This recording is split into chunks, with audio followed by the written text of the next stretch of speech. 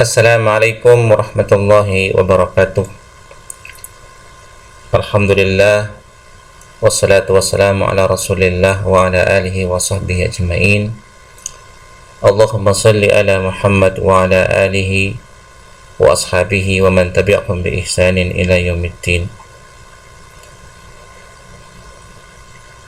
Kaifa halukunna ya banati? Bagaimana kabar kalian hari ini? Semoga kalian tetap dalam lindungan Allah Subhanahu wa taala, dan semoga Allah Subhanahu wa taala menerima ibadah kita pada bulan Ramadan, kemudian selanjutnya juga bulan Syawal, dan mudah-mudahan Allah Subhanahu wa taala mempertemukan kita dengan bulan Ramadan yang akan datang. Anak-anakku yang soleh yang dirahmati Allah Subhanahu wa taala, mudah-mudahan setelah liburan atau setelah melaksanakan puasa, Ustaz mengharapkan kalian lebih bersemangat di dalam menuntut ilmu. Kalian bisa terus semangat di dalam baca Al-Quran, qiyamul lail, berzikir, beristighfar, dan lainnya, sebagaimana amalan-amalan yang kalian lakukan di bulan Ramadan. Anak-anakku yang solehah yang dirahmati Allah Subhanahu wa taala, insyaallah pada hari ini seperti biasa kita akan belajar melalui video yang ada di depan kalian. Tetapi sebelumnya Ustaz akan menyampaikan kepada kalian tujuan daripada pembelajaran kita hari ini. Anak-anakku yang solehah yang dirahmati Allah Subhanahu wa ta'ala, jadi tujuan pembelajaran kita hari ini yaitu dengan izin Allah Subhanahu wa ta'ala, melalui pembelajaran ini kalian bisa mengetahui dan memahami dari pelajaran ibadah kurban dan haji. Ya, ini juga Ustaz tambahkan karena hal ini juga berkaitan dengan kurban. Dan Ustaz harapkan kalian memperhatikannya dengan baik sehingga kalian bisa memahami apa yang Ustaz sampaikan dengan pemahaman yang sebenar-benarnya. Maka dari itu, sebagaimana Ustaz sebutkan pada tujuan pembelajaran tadi, materi pelajaran kita yang hari ini yaitu pelajaran dari ibadah kurban dan haji. Anak-anakku yang soleh yang dirahmati Allah Subhanahu wa taala,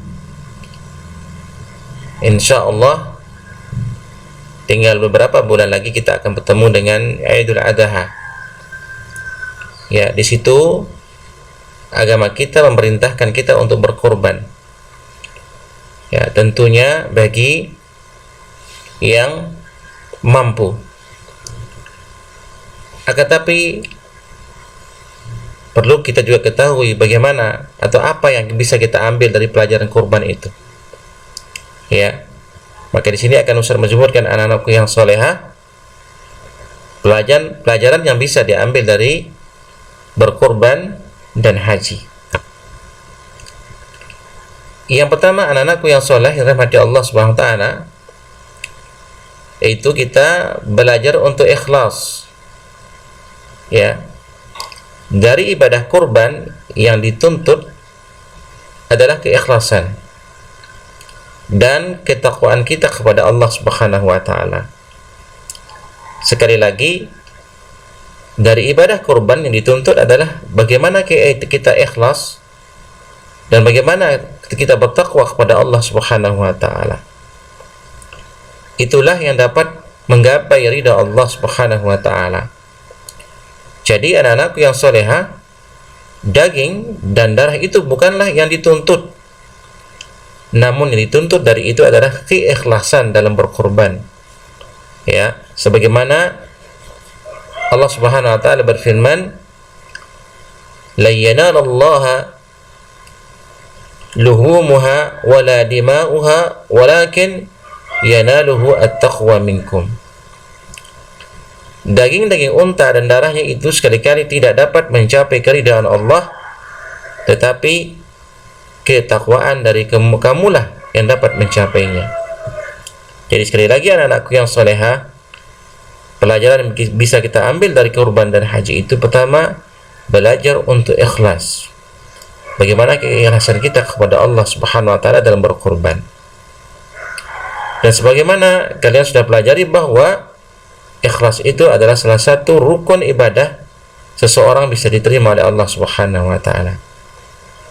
Kalau keikhlasannya tidak ada dalam ibadah, maka tentunya ibadah itu ditolak oleh Allah Subhanahu wa taala. Anak-anak yang soleh yang dirahmati Allah Subhanahu wa taala, kemudian pelajaran yang kedua yang bisa kita ambil dari kurban itu, yaitu belajar untuk mengikuti tuntunan Nabi Shallallahu Alaihi Wasallam. Dalam berkurban ada aturan, ada ketentuan yang mesti dipenuhi. Misalnya, ya, binatang yang dikurban harus dihindari dari cacat, ya, yang membuat hal itu tidak sah. Apakah itu dengan buta sebelah, sakit yang jelas, pincang, atau yang sangat kurus, ya, atau yang kita kurban itu murah sehingga apa? Sehingga dari fisiknya kurang semua. Maka kita berkorban kepada Allah tentunya yang bagus. Yang lebih afdal adalah yang bagus, yang gemuk misalnya. Dan intinya anak-anakku yang solehah, bagaimana kita belajar untuk mengikuti tuntunan Nabi Sallallahu Alaihi Wasallam, ittiba, mengikuti Rasulullah Sallallahu Alaihi Wasallam dalam semua ibadah kita. Maka ibadah itu harus didasari dengan ilmu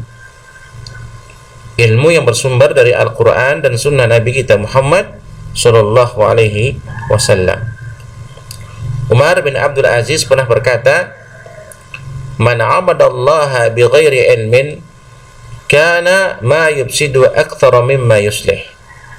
Jadi beliau mengatakan, "Man abadallah," barang siapa yang beribadah kepada Allah bighairi ilmin, tanpa didasari dengan ilmu, kana ma yufsidu aktsara mimma yuslih, maka kerusakan yang ia perbuat lebih banyak daripada maslahat yang diperoleh.